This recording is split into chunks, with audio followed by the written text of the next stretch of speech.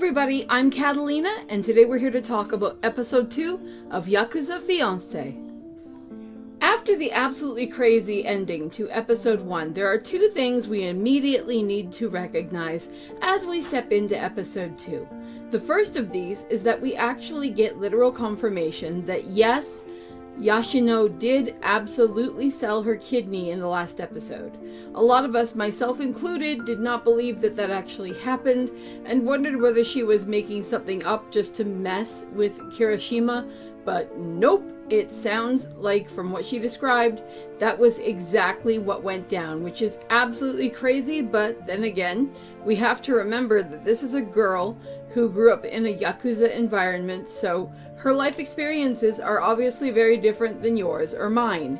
The other thing that is obvious right away is that Kirishama has continued his absolute puppy dog worship of her that started at the end of the episode when she told him about the sale of said kidney. I don't know what it is about selling a kidney that made him so impressed, but apparently he's super into it and he has been hounding her ever since. I particularly liked at the opening of the episode the fact that he confesses that he put a tracker inside of her electric dictionary and she proceeds to smash that to absolute bits because she doesn't really want him following her around. I can't say that I blame her. I can understand that he likes her. I can understand that he is probably very socially awkward. I can understand that stuff like that inside of this show is definitely very entertaining and it's definitely very true to the kind of characters that we have here, but obviously it's something where in the real world it'd be just like, nah. I mean, I think it's creepy enough that there are those like tracking things you can get for your phone to track people. I think that kind of shit is weird and I think it's potentially dangerous.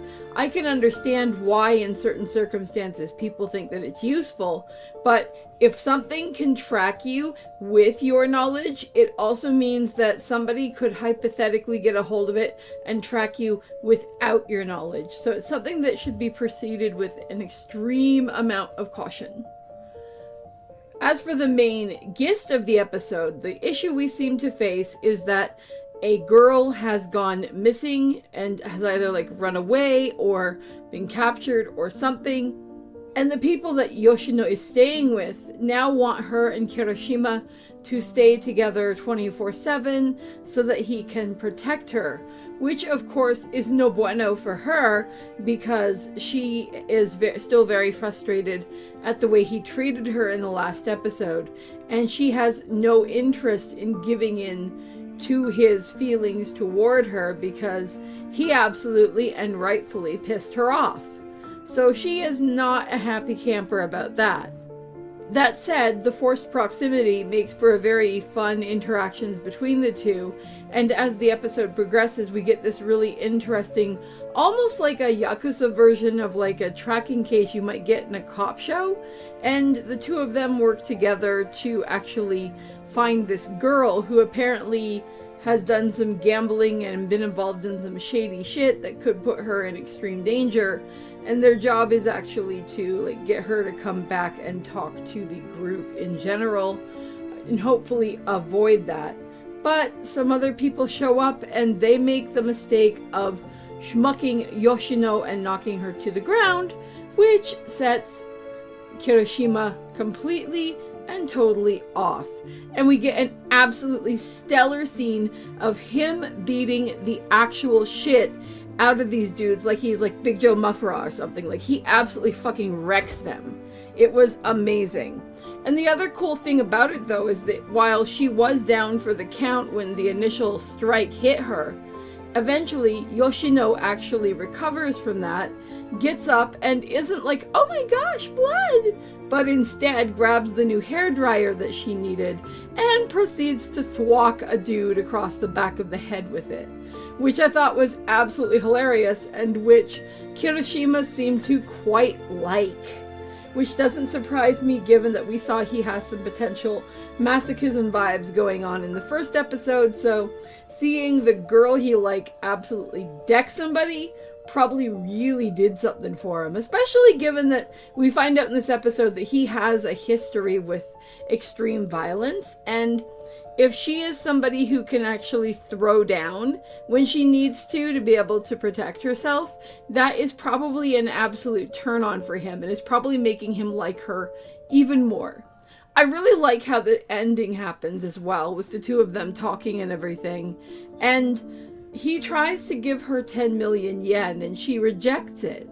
And in the end, she actually tells him that if he wants to do something for her, what she really needs is a new hairdryer, because the one she had bought to get it so that it'll work where she's living now, it was damaged because of that fight they were in. And they walk off together to go and get that, and I thought it was really cute. As a last thought, I thought it was interesting seeing that dude come in on the motorbike. Who are you, sir? Because I'm genuinely intrigued and I want to know more. Is this going to be somebody who has a history with Kirishama? Is this a potential love rival? Is this a villain? Who is this man? I must know, and I'm definitely looking forward to future episodes where hopefully we will get answers to that and much more.